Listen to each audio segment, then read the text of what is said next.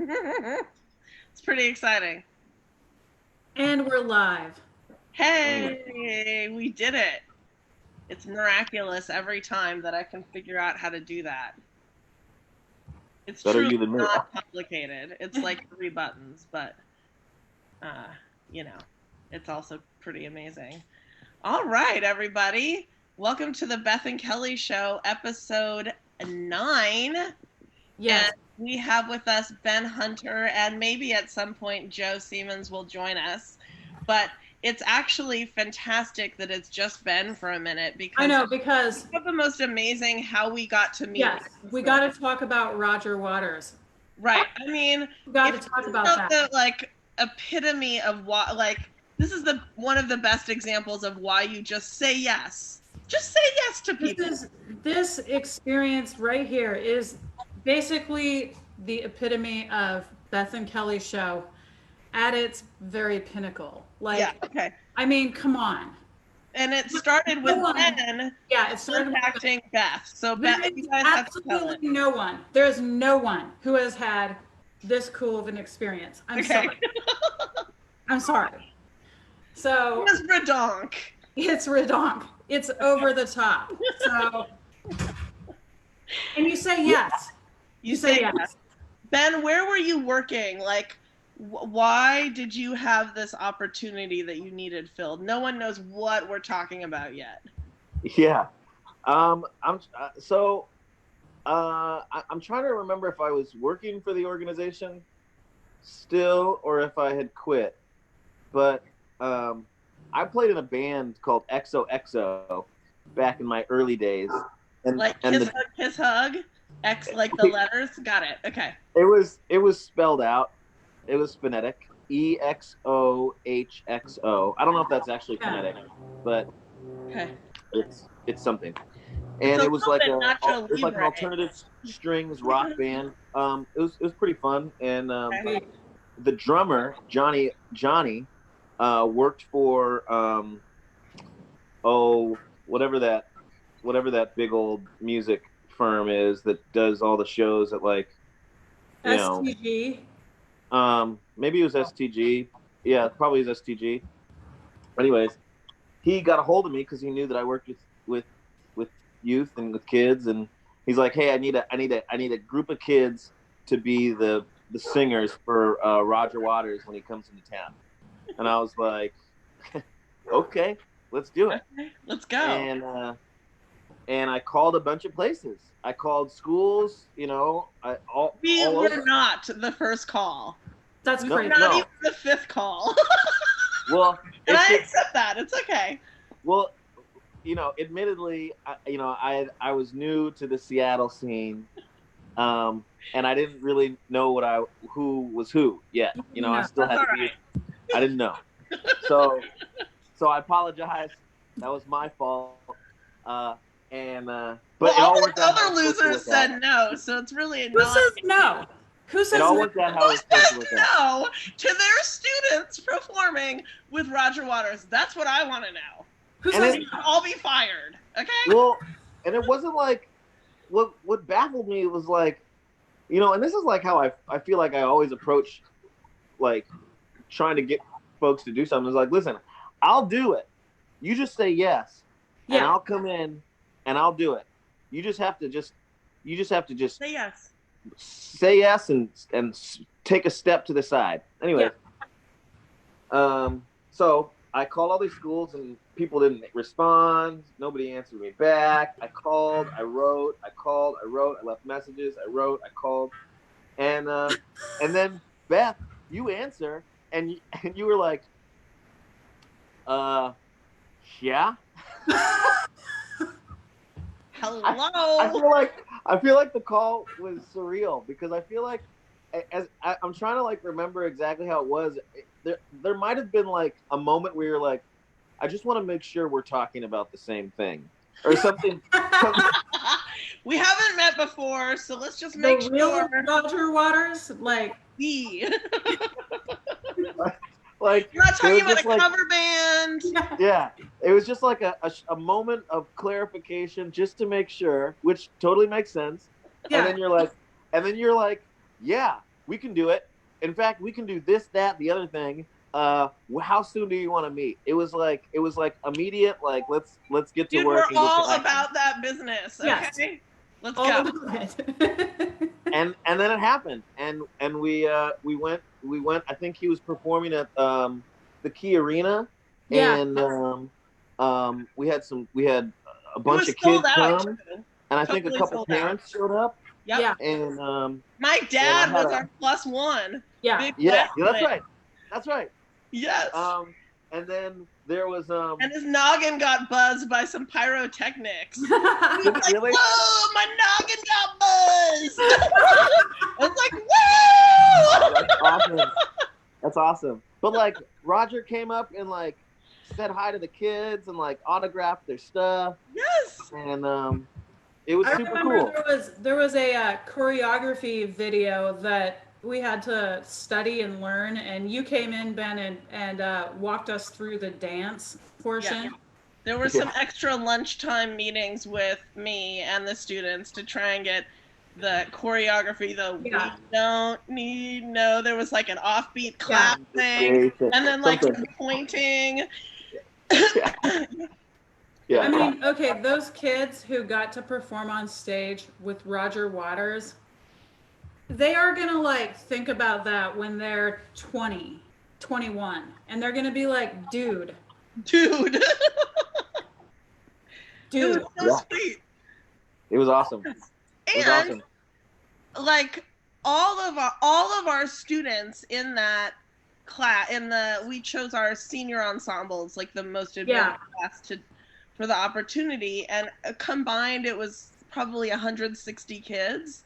So they were all presented with some learning about Floyd and all of that.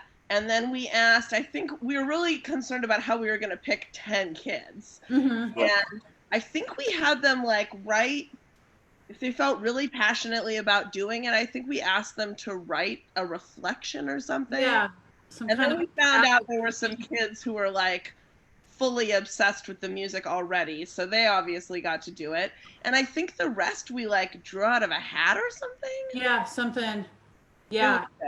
Ooh, Joe is here. I'm gonna let him in now that we've introduced how Ben came into our lives, because like when you want to work with Kelly, Beth comes too, and if you want to work with Beth, Kelly comes too. And you and Joe are like that. So even though the initial call was Ben to Beth, Ben got wrapped in with all of our kids. Yeah. And because Ben was wrapped in with us, then Joe got wrapped in with us. So this is like a very elegant, here we go, I'm going to admit him. I feel very powerful. And we can clown on him for being late. Yeah. Yeah, that started the whole relationship. It was pretty cool. What an amazing way to make friends with somebody, like, hello.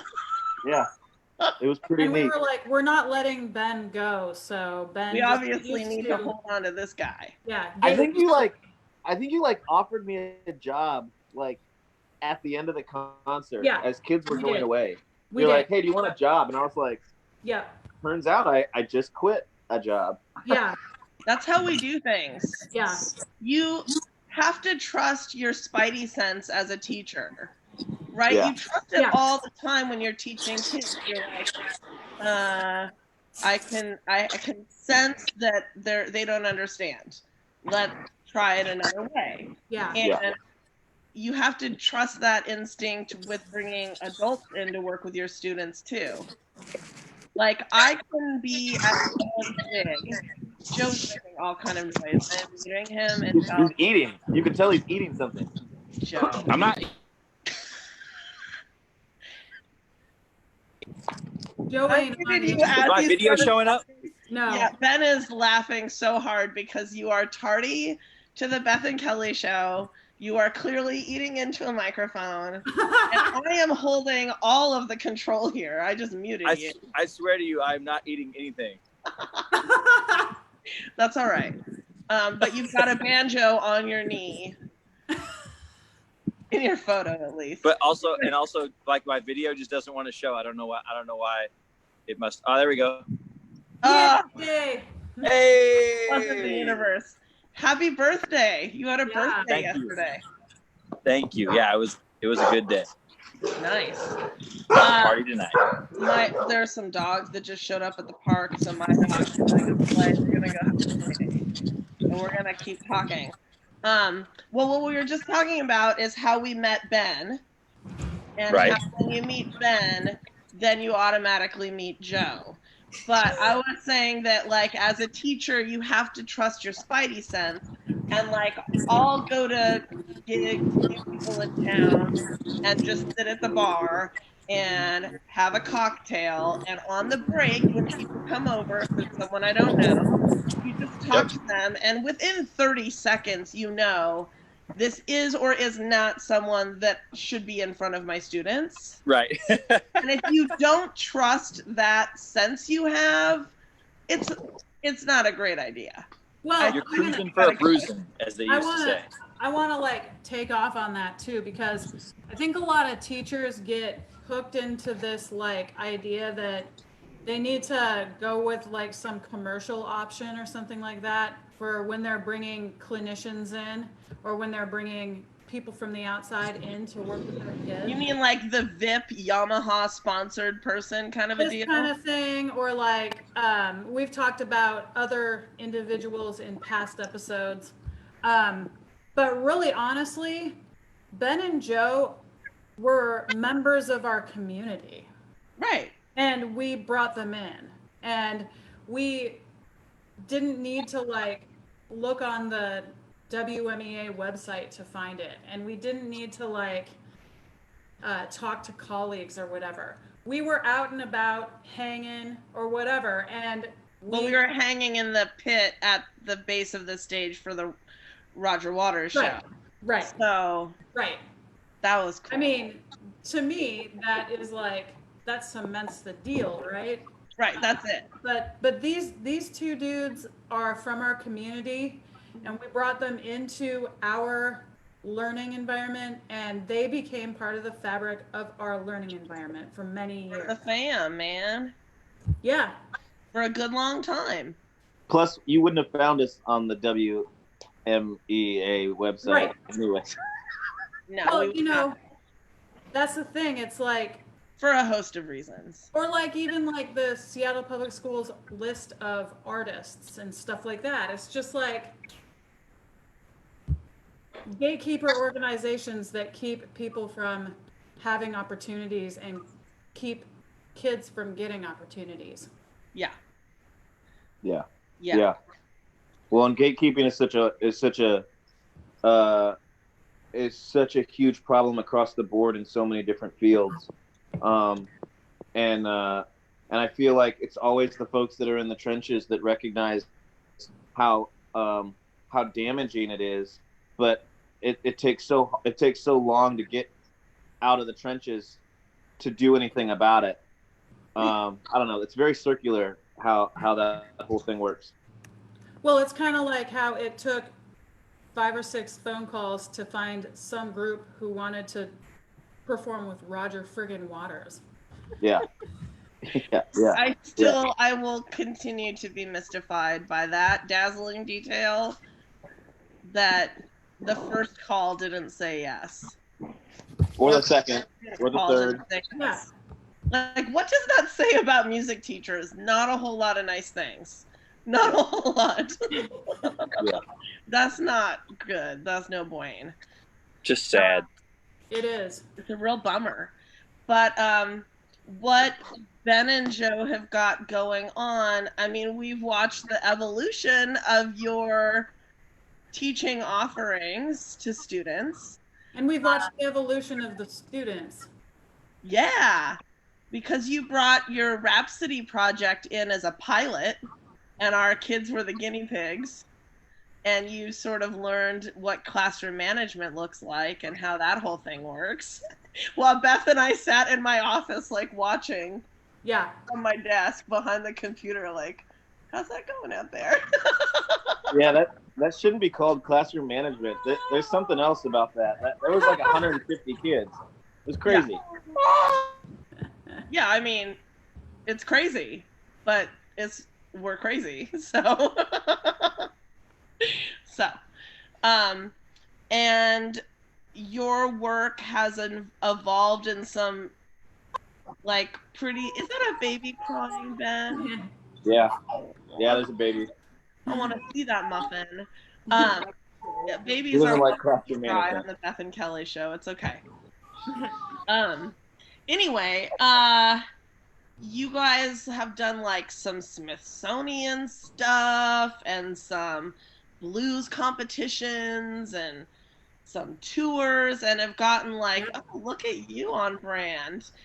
And have like done a real deep dive into what you're offering students. And what Beth and I are trying to do is amplify some voices of people doing really good work for kids that people might not know about. And in this digital time, to try and get with some new folks in their learning environments, and so that when we go back to in person someday, maybe we can change the landscape of our rigid classrooms. So, Yes. Having the two of you on is a slam dunk. And I also feel like the newer work that you're doing with like student heritage, can you talk about that? Because I feel like that could be a really great way to start the digital school year. Yep. Is to have students digging into this heritage work. Go. Yeah, absolutely. The simplest thing for that is getting students to talk to their elders, right? It starts just at home, your grandparents and your parents, and just because a lot of people just don't talk about where they come from, or they think that there's some sort of shame in it, or they think that it's just not interesting or something. But it really starts with just not just the people in your community, but the people in your family, and learning all the stories that you can about where your grandparents came from, where your great grandparents came from. That is the first thing you have students do, is just go home and talk to your family and come home and share a piece of your heritage. That's assignment one, is right. Interview your family. Interview your family. And it may not be a song that's passed on your family. It might be a grandfather clock. It might be some other heirloom. It might be a recipe. It could be anything that reflects where you come from. So that's kind of the first thing we give students. But I mean, the other piece of it was that Ben and I we have a friend up in Canada, Jermaine, who we met him at the Port Townsend Acoustic Blues Festival, and he shared with us this post by a friend of his who was pointing out that in white America, people don't really think about their ethnicity or their heritage because their ancestors traded in their heritage for the benefits of whiteness in a lot of ways, right?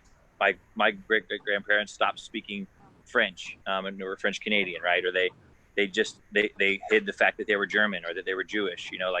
Everybody has stories like that if they dig, if they're coming from that part of America. And so we say that Black folks and that Native folks they're always associated with you're African American, you're Native American, you're Asian American, and white folks are just automatically American. And that's part of from where I'm the perspective that I'm bringing is trying to break that down for my white students, and then and like have them understand that they are not racialized in the same way, but they have to understand that they have a heritage that is very important to understand, because you have to have that grounding to act equitably, not just in music, but in society.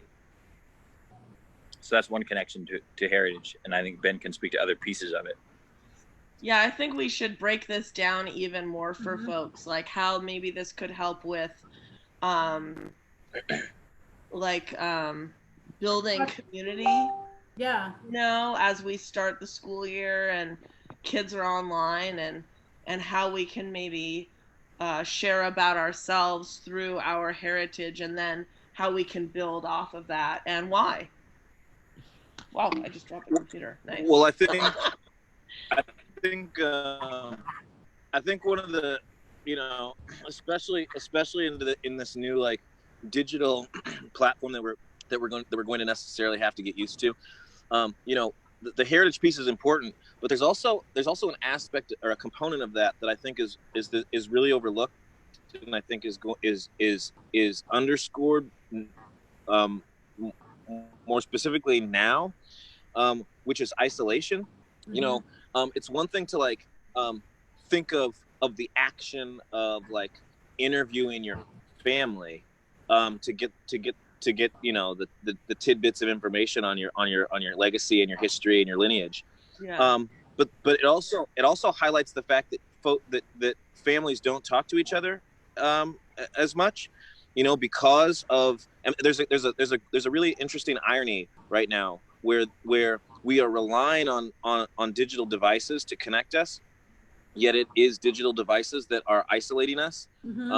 Where kids are watching TV or on their phones, on the Facebook or the TikTok or the whatever's, and they're not talking to their families, they're not talking to their siblings. I just the cool thing, I'm up in Port Townsend right now. The cool thing about it is that they have a drive-in movie theater. So we went to the drive-in last night, and the movie was Bumblebee. I didn't really care about watching Bumblebee that much. It ended up being okay, whatever. Yeah. But the thing that was pointed out to me is like, here's this young girl who's like so isolated from her family because of whatever is happening that like she finds a friend in an extraterrestrial robot. Do you know what I'm saying? Like, it takes like this monumental like extraterrestrial robot for her to find a friend. And so, part of, I think, what the Rhapsody program is about, beyond the heritage piece or like embedded into the heritage piece, is like, how do we create systems and opportunities for kids to be able to not feel so isolated? We were, as we mentioned before, we were teaching like 160 person classroom of kids. How easy is it to just fall into the background, in situations like that? And like, how is that even going to be even more present now that those 160 kids are spread over a platform like this, where, you have to, like, I only have four people on my screen because I'm on a phone, but like, you can become immediately invisible. So, part of the heritage piece is like training ourselves again to exist in community. Not just the act of being in community because of heritage, to like include it. Yeah. I wonder, because you've been doing this heritage work with students for a while now, have you found that there are students who can't identify their heritage for whatever reason? And is there like trauma around that we need to be really careful of? And how do we navigate that situation? I mean, I can imagine adopted students, that could be hard on occasion. Of course, depending on your family's history, you're only able to trace your ancestry back to a certain point. Of course, those are important things for students to learn about, but also that's got to be really tough, I would imagine.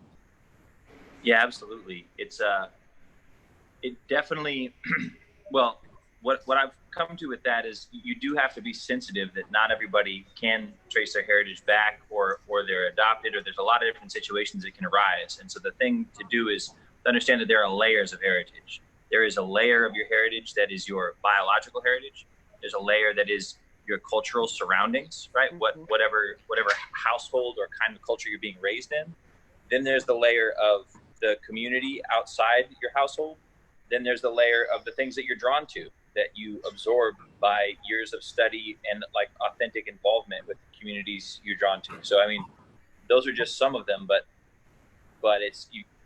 students have to understand that it's not just like where your body comes from or what your skin color looks like. Those all reflect aspects of your heritage, but they are only pieces of the pie.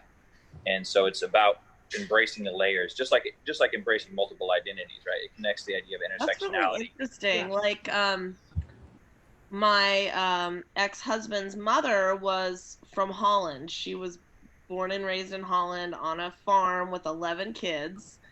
And when we would go back to Holland as a family, I was so struck by the fact that they could trace their entire lineage back to Holland. Like, they were so Dutch, and everyone was still Dutch, and they were just Dutch. There really weren't layers. And then I was like, whoa, the only people I know like that are these Dutch people. It's actually so unique and worth celebrating that that's not the case where we live. But I would be nervous as a classroom teacher who didn't know the two of you and trust in your process.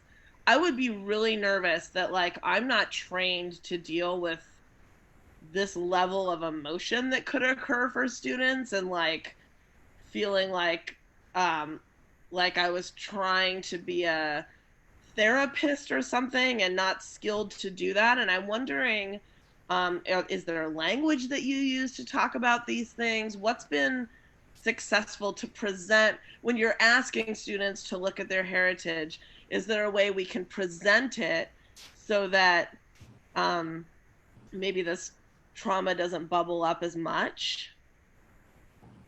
Let me interject really quick. I have witnessed Ben and Joe working kids through very, very difficult times in their lives. Yes. And I think this is a kind of another area where the way these two communicate with students and basically kind of take their hand and walk with them across this difficult time or this difficult patch or whatever. Those communication strategies seem to be extremely effective in empowering students to own whatever it is their story is. And that's just been my observation over the years of watching you two work with my students. So maybe you could talk about those techniques of communication. Well, so here, my response might be Ben, you might have to go back inside, I'm afraid. I think You sound like a robot. You're in the bumblebee. Likely breaking up, brother. Oh, sorry. Okay. Well, I love that you guys are both like out in the jungle. All right, let's try this again. That's better. How's that? Is that better? Sorta. You still sound like a robot, but I can understand real words. Your face is frozen. And Ben keeps going in and out of like. How's that? Is that better? Yes, that's better. Okay. Okay. No,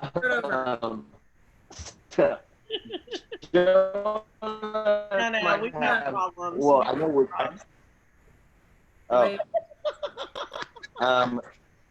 Technical difficulties, dudes. Hi. You got it, Ben, or should I take this one? Okay. Joe's gonna rip. So. Yeah. I think the first thing is just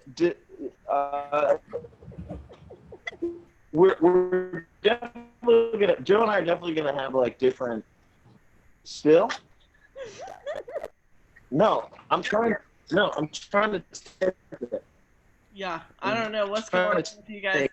The podcast is going to be hilarious because it's going to be 5 minutes of like what?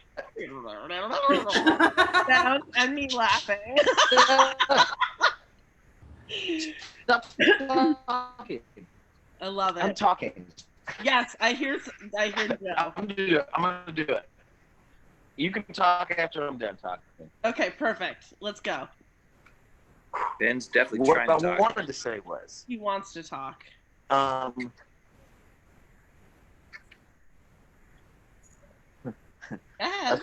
I'm gonna try this again. Am I good? Yeah. Are we good? Wherever you're standing. No, you're Ben. Okay, cool. Yes. Great. Okay, if you can't hear me, then I'll stop. The problem that is that it's all classical based, and so classical based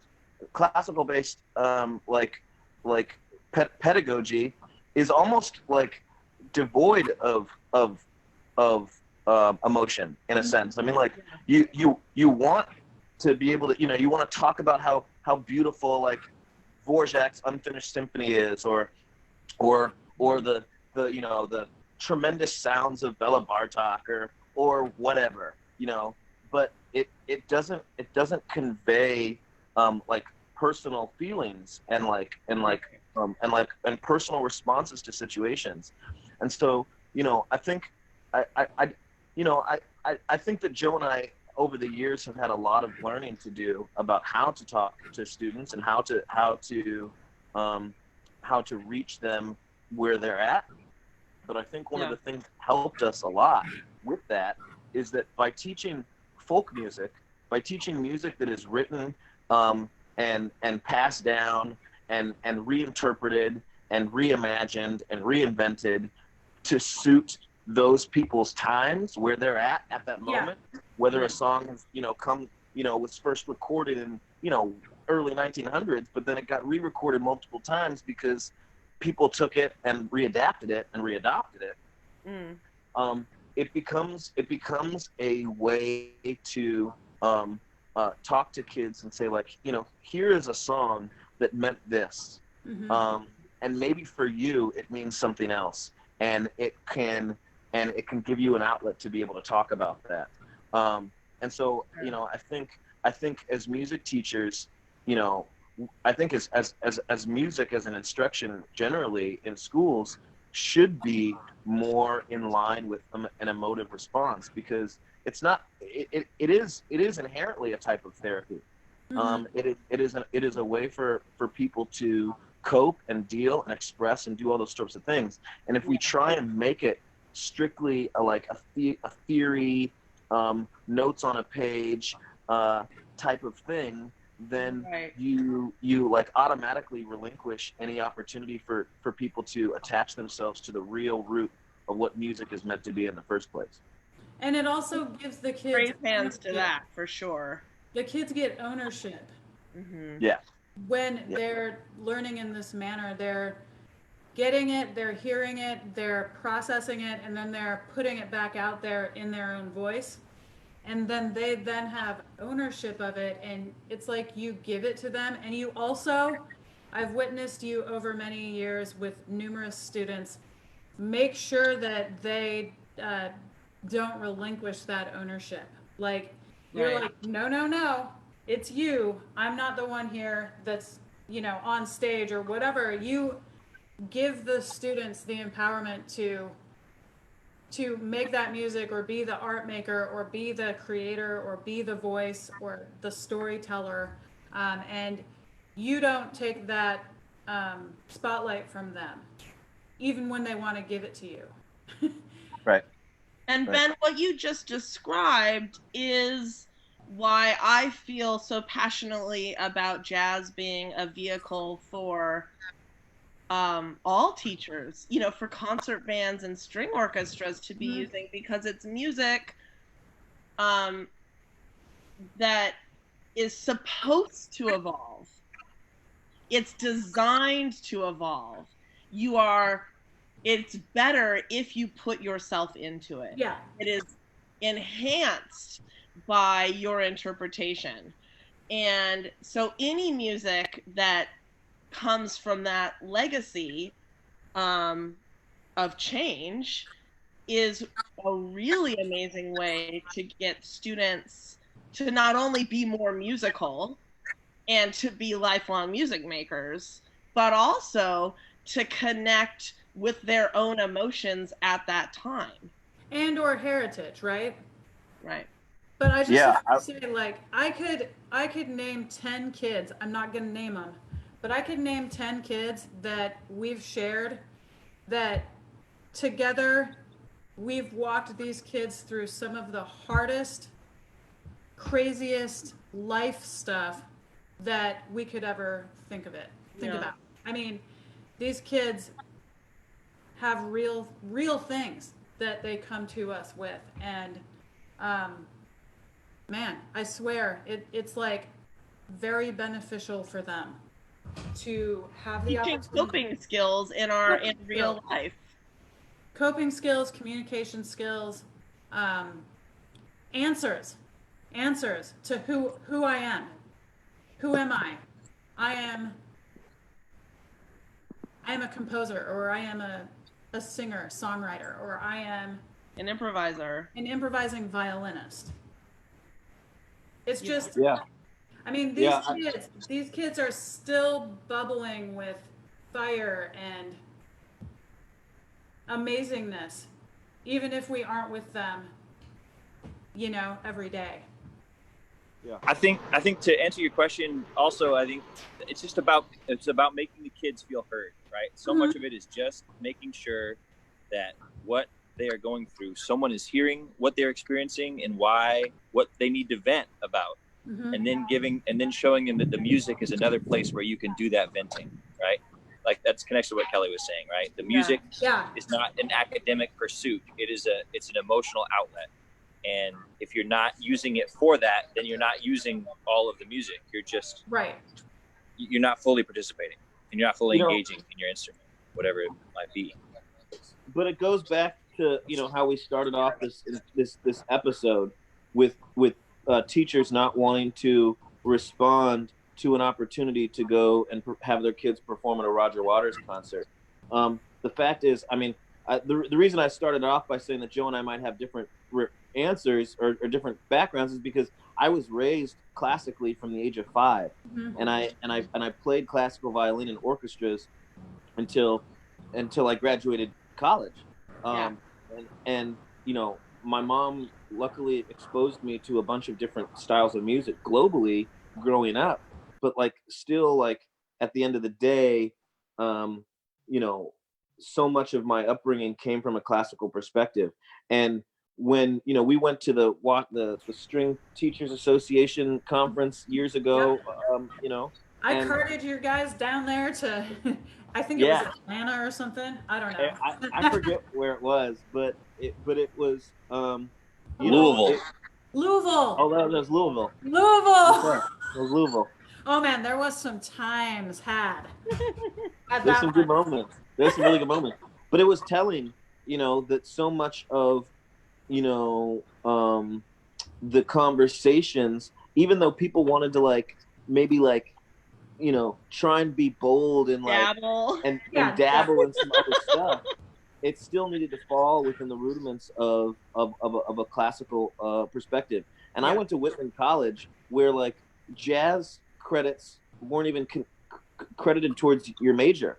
You could take jazz classes, but they didn't do anything for your major, and that's stupid, and it's short-sighted, and unfortunately it's overwhelmingly part of music school around the world.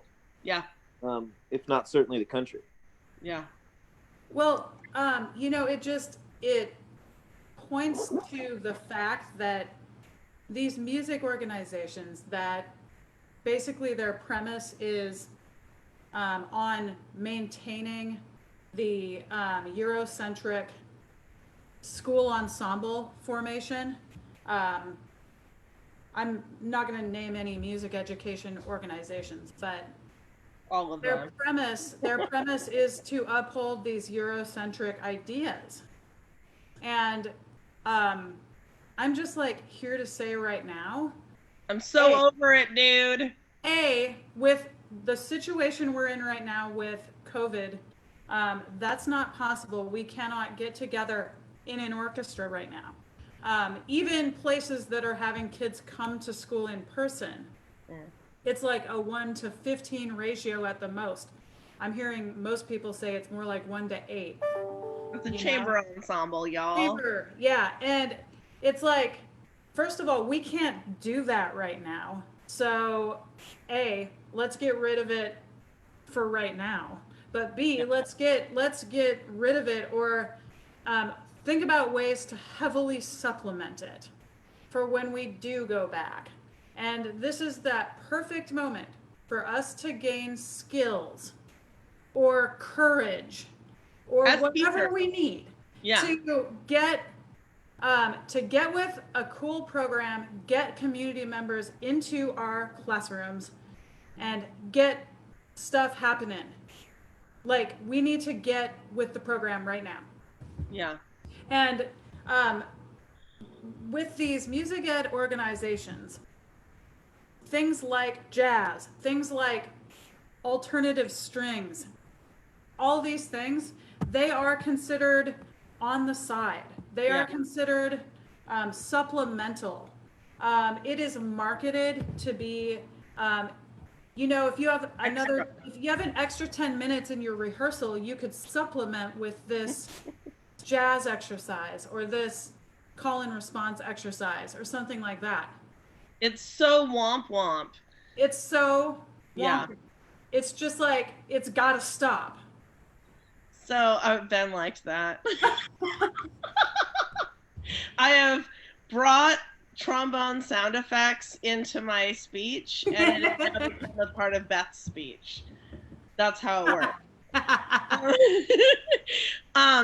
Okay, so let's say a teacher decides that this is genius, because it is, and they want to start the school year doing some heritage work with their students. So the first assignment is go talk to your people and figure out what your heritage is. What do they do next? Because I feel like that's the critical step.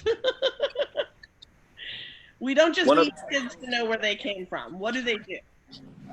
One approach we've taken with it is to take a traditional song that connects to the heritage of someone in the room and repurpose it in the way that traditional songs are always being reinvented, and take snippets of the stories, images, whole stories, pieces of that were shared that students are comfortable sharing, and synthesize them into an original song with them. And so that's maybe more of a specialized step that they need to be shared. Once they're captured or documented in some way, then the students need to share them. And then the next step after sharing them. Ben and Joe, I want to know if you think this is bunk or not, because I just thought of it. Let's say you teach at a school that highly values project-based learning, and there are a lot of schools like that. We're talking high schools. What if you had little groups of students with some shared identity, whether or not it's their biological or their cultural identity? What if those groups were partnered up and put together a piece that drew upon, let's say, some historical German music and maybe some folk songs, maybe they wrote new lyrics, and that it was developed into sort of like a mini film song with photos, and then it was shared with the group, and maybe they're teaching the group about their about German music, let's say. Do you see value in that? Because that sounds pretty dope to me. Yeah, any as long as it's clear that like this is one part of your identity, this is one layer of our identity, and there are many others, right? Mm-hmm. And it's not like we're trying to reflect all of your identities, but you all share some piece of German heritage. So let's do that, Or, could, of course. Go ahead, Ben. No, finish your thought. Go ahead. Oh, your thought's finished. You can replace German with any cultural background. Yeah. Well, and I think now, the world is shrinking. It's getting smaller and smaller and smaller. I lost whatever thing you just said. You didn't hear what I said? That the world was getting smaller and smaller and smaller, and then it was silencio. Oh, that was probably because I just stopped talking. But the world is getting smaller and smaller. I'm gonna work through this. The value of German heritage is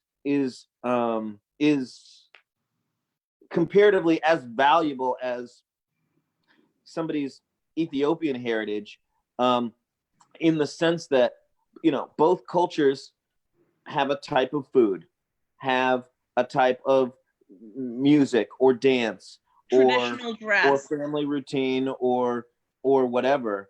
So much so that the opportunities for similarities to discuss the two is so vast that I think one of the strategies that we've found, especially in project-based curriculum, which you're talking about, is to highlight how there's overlap. And like, especially as like mixed race couples and children are becoming the new the global child. I mean, like, that rate of population is growing so much. I think it's really important to accentuate the fact that there are mutual commonalities between us, even that supersede the idea of separating the two. And to talk about that even more, one of the projects that we did do was a project with what grade school was it? I can't remember. John Muir, maybe? It was at John Muir. It was at John Muir Elementary School. And we did a series on immigration. And students went to the Seattle Art Museum because bloody hell. It's all right. You're forgiven. You've got an infant. Yeah, I got an infant. The popular series, African American immigration series or migration series. I can't think of it right now. Anyways, they went to Sam, looked at these historic paintings, and then came back, and we led a conversation for 2 weeks, a project conversation about them, using music as a way to like let these kids talk about how these migratory stories happened within the United States with the Black population, with the African American population, but how is that like relevant to today, and the migratory patterns and the migration stories of folks now, not just in the United States but around the world. And it gave these kids an opportunity to not just like talk about their own heritage, but like learn a little bit more of the stories of like their parents, or even themselves, because some of them were first generation or second generation or third generation immigrants, and people also from Germany, people from Ethiopia. Yeah, everybody could participate because everybody was an immigrant, unless they were Native American or 100% Native. Yeah, right. And like even in an African American context where it wasn't migration necessarily that brought folks here, in certain situations there was still opportunities to talk about housing, right, and how folks can migrate from like one neighborhood to the next, putting into context of Seattle and the Central District and folks having to move farther and farther south. And so there was a lot of opportunity to make things relevant for kids, and also make it inclusive of everybody in the room. I can't think of a better time to be integrating students' heritage into our music classrooms. It's incredibly relevant. And I can't think of a better way to build community with your group of students in this digital platform. I mean, who doesn't find joy in talking about themselves? Yeah. Right? And you know what? I also think that we need to recognize that when we're at home, and home is where we're learning, home is where we're going to school and all this stuff, sometimes our family are the only humans we get to be around. So we might as well connect with them and bring them into the circle. And I'd also like to even start involving families in this online platform. Like, why not have some family nights and stuff like that? Absolutely. It was Jacob Lawrence. Sorry. Yeah, Jacob Lawrence migration series. Amazing. Yeah. I see tremendous value in this way of thinking about music with our students. I think it's really a beautiful way to connect. And I thought it feels important to share a little bit about Bondavagos, which will probably be its own episode someday. Yeah, but it probably will be. But like I am outwardly facing white lady who on paper is Native American. But I'm the last amount of percentage to be counted on the tribal roll call.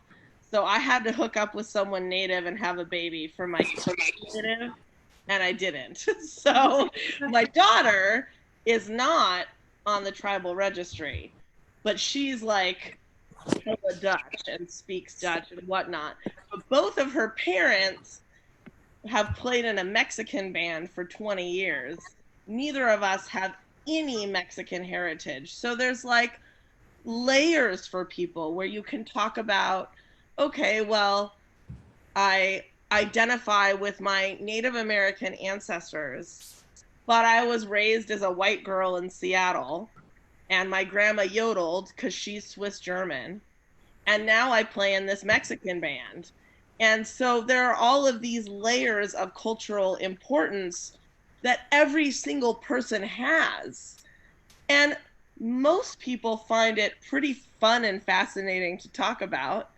And it's like a really active way to share and build community and commonalities with people we might not know. And I think as we're entering into the digital first day of school, what a cool way to start bringing kids together and not only finding, their commonalities on paper, or we all play trombone and we all play banjo, but also, wow, we all have this shared heritage, and I also share heritage with this person, and now I get to teach my classmates about my culture through music. It's so beautiful, and I'm super inspired by that. As like a first day of school, I can imagine spending all of September and October on that work. You could get really deep layers, I would think.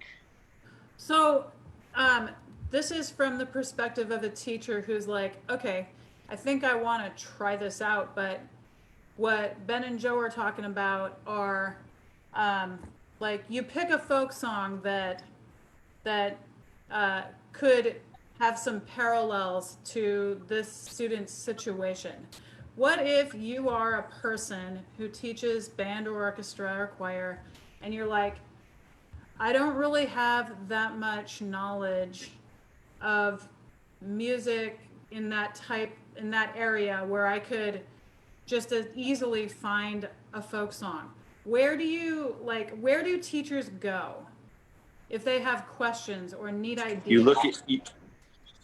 You look in your community and you find musicians like us, because there are musicians like us in your community.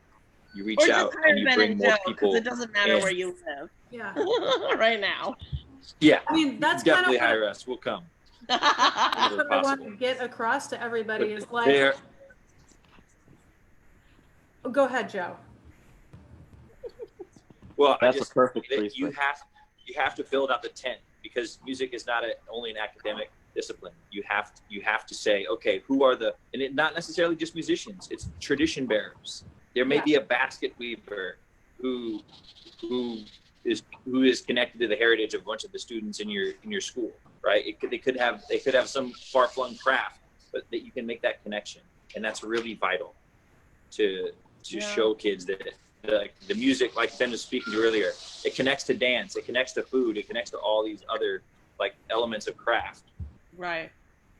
The other answer to that though is that like what else are you doing? You know? Yeah.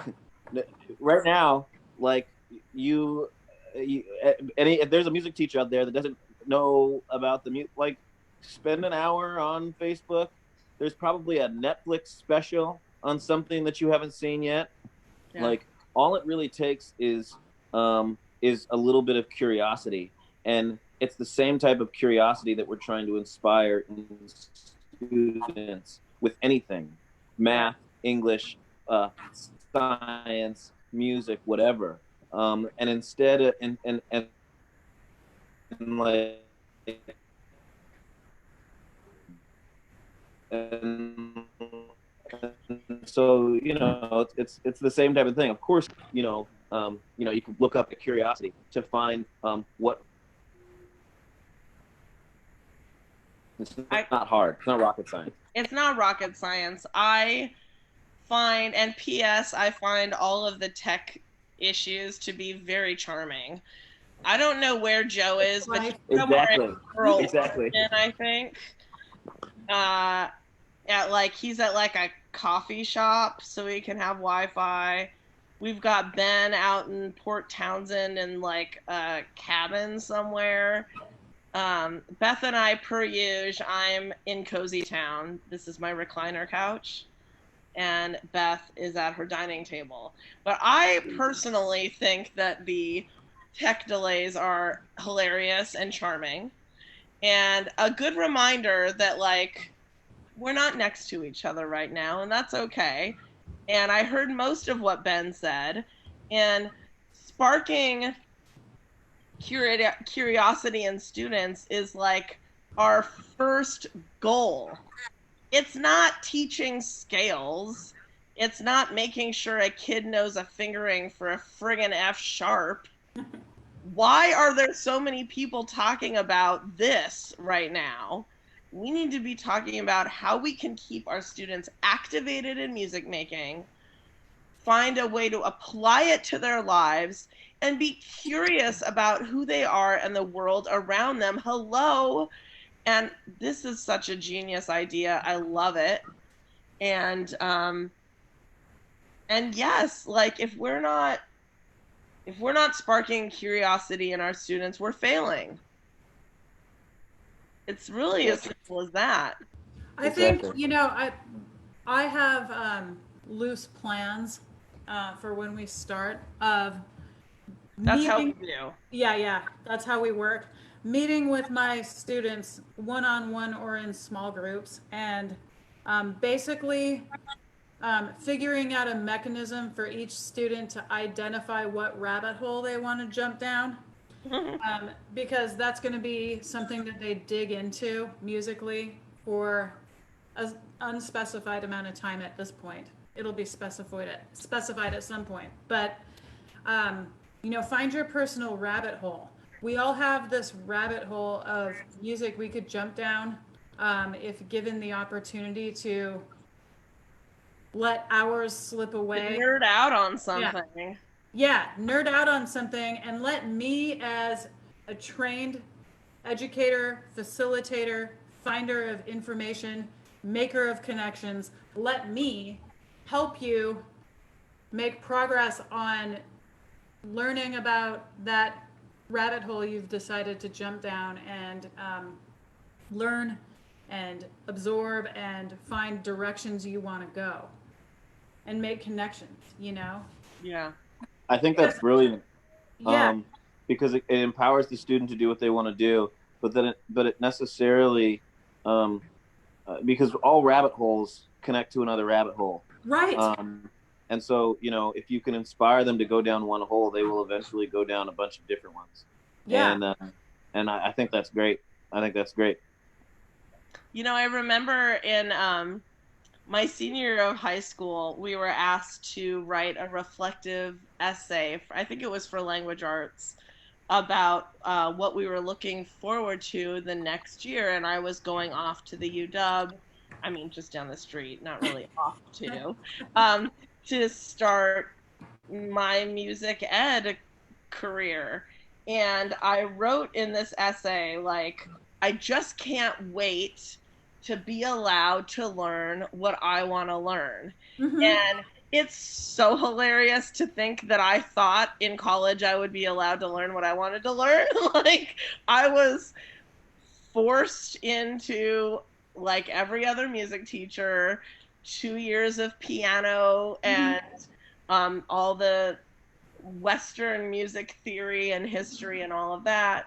But what I did was take a lot of night ethnomusicology classes at night, and I added a women's studies major because that was really interesting to me. So even though in college you're still forced to learn things, which I didn't quite understand as a senior in high school, you still are allowed these opportunities for rabbit holes, but they're very seldom allowed before college.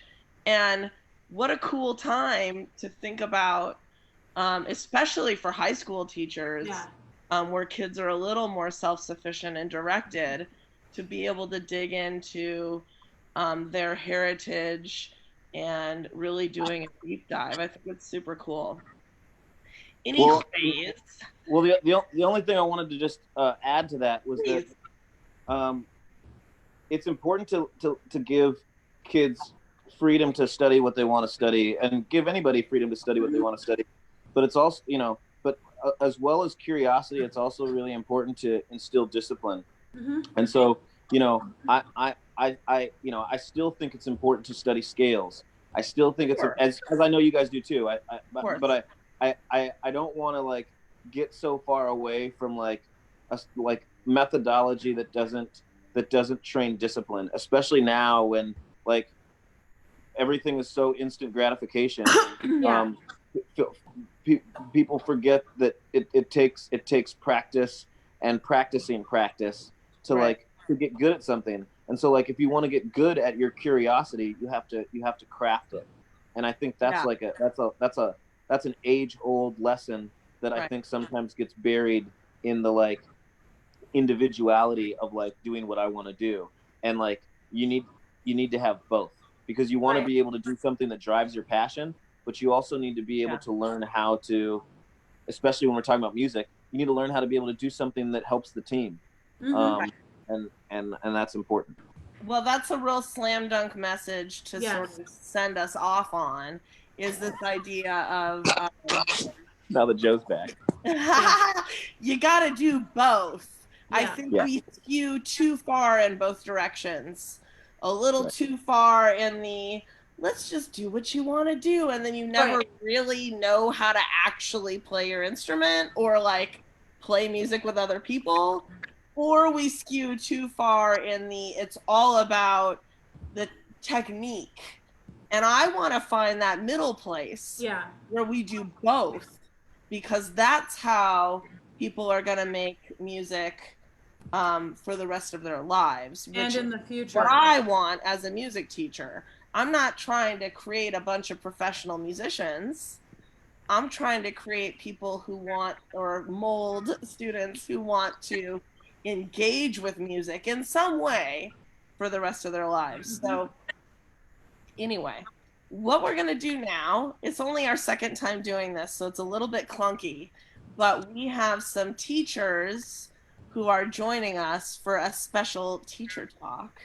So we're going to go off of Facebook Live. Thank you, everyone who watched the show. And I hope you found the technical difficulties as charming as I did. And we're going to let into the Zoom chat now any music teachers who RSVP'd that they wanted to join us today. And so anyway, Ben, Hunter, Joe Seamons, don't sign out, but Facebook, say goodbye to them. They're the bestest. Thanks for tuning in, folks. We love them. And let's see if I can gracefully stop the live stream without stopping the call.